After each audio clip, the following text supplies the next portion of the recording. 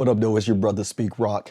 As promised, as I told you yesterday, I was going to come back and have a message for young black men and young black boys. So without further ado, let's go ahead and jump right into it.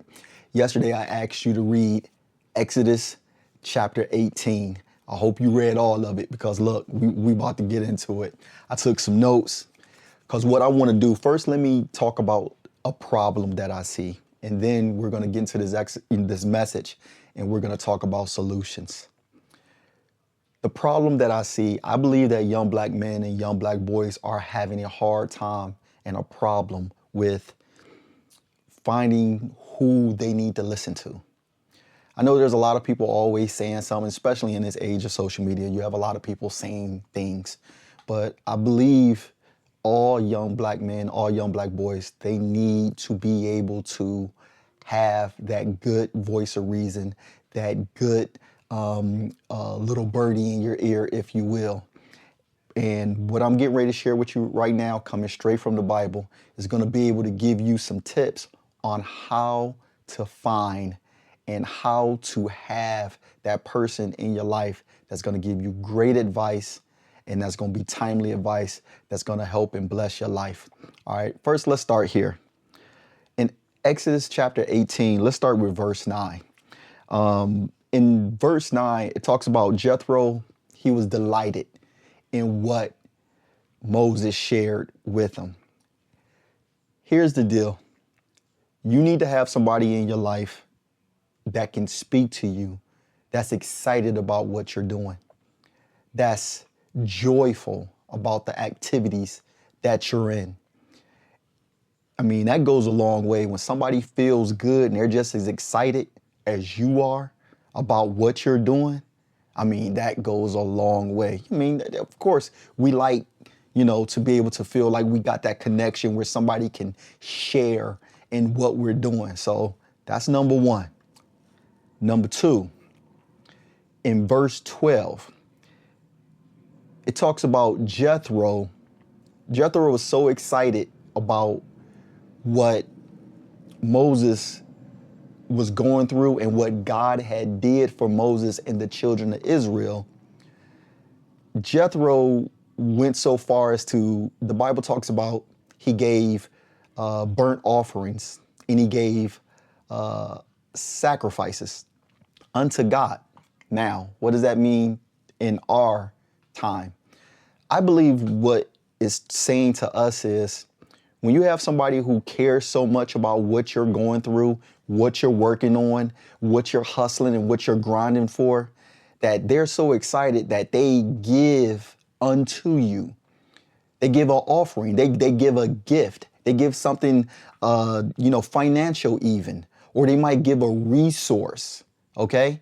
And sometimes, a lot of times, these people are so excited for you, it costs them something. What do I mean by cost them something? They pull money maybe out of their savings. They pulled whatever money they had in their pocket that they could have been doing something else with, but they gave it to you.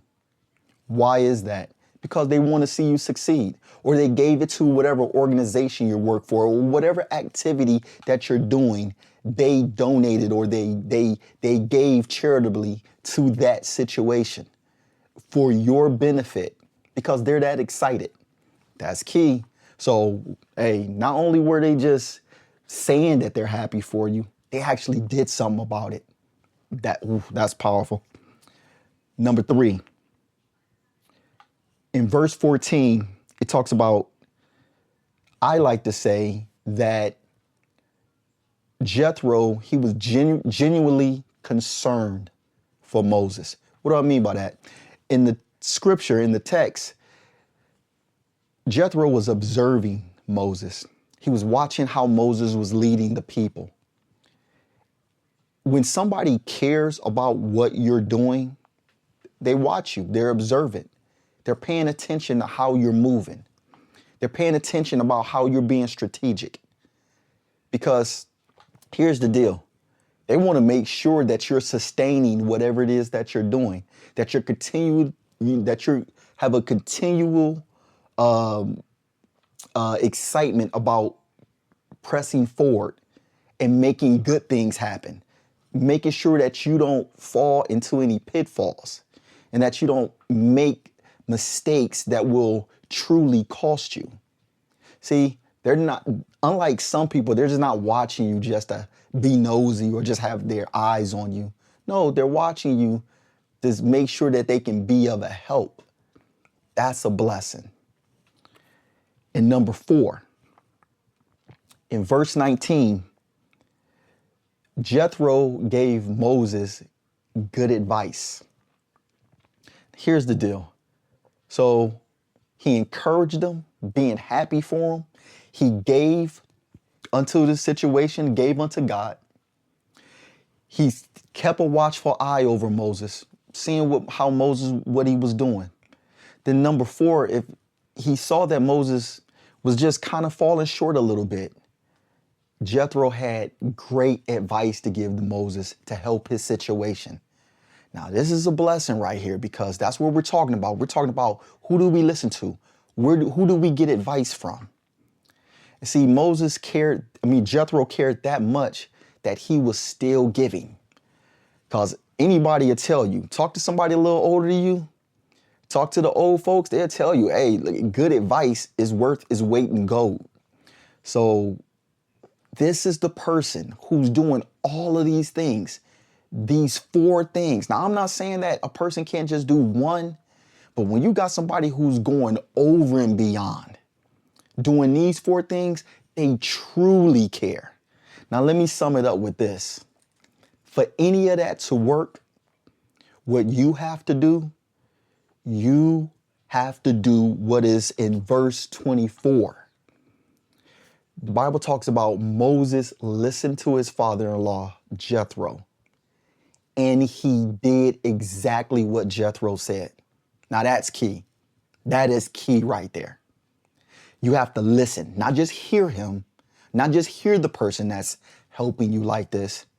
You have to listen, because when you listen, you understand and do exactly as they say. I'm going to tell you what's so important about that.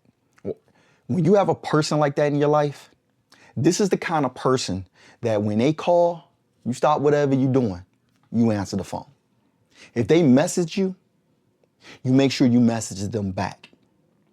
This is that kind of person because they're so invested in you that at any moment's notice, they're ready to, as we like to say in the church, pour into your life. They're ready to enrich you because they want to see you do better. They don't want to see you fall. And what I like to say, I missed something also. This kind of person, not only going to give advice, they're going to give what I like to call godly advice.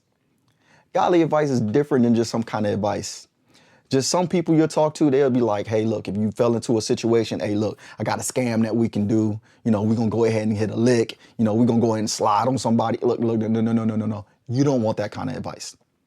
You want somebody that's going to have righteous advice. Advice that's going to lift you up. Advice that's going to expand your territory and your boundaries. Advice that's going to be on the up and up. That's the kind of advice that you want. You want an advice that's full of wisdom. That's what I call godly advice. Okay? So if for any of this to work, when you have that person in your life, you need to listen to what they say and you need to do exactly what they told you. Look, it's your brother SPEAKROC. I hope to God that this bless somebody. And I just want to make sure that all my young black brothers, young black men, young black boys, that y'all do well. It's SPEAKROC. I'm out.